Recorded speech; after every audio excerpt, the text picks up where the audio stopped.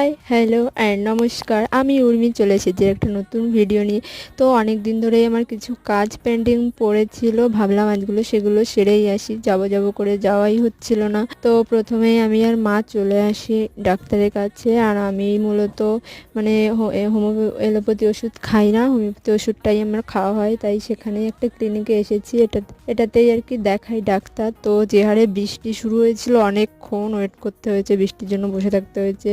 তারপর আমি আর মা চলে আসি বাজারের দিকে। মায়ের জুতো নেওয়া ছিল, অনেকদিন ধরেই মায়ের জুতো ছিঁড়ে গেছে। আর আমিও এসে তো আমারও এই জুতোটা খুব পছন্দ হয়ে গেল, ভাবলাম নিয়েই নি। তো তারপর আজকে তো রবিবারের দিন, তারপর আমরা চলে গেছিলাম একটু মাংসের দোকানে। বাট সেখানে গিয়ে যা অবস্থা, মানে কোনো দোকানে কোনো চিকেন নেই, সব অর্ডারের মাংসতে আমাদের ফিরে আসতে হলো। দেন আমার হাতের অবস্থা একদম যাতা হয়ে গেছিলো, আমি ফোনটাকেও ঠিক করে ধরতে পারছিলাম না। তো আজকের ভিডিও এই পর্যন্তই। কেমন লাগলো জানিও, দেখা হচ্ছে পরের ভিডিওতে। টাটা।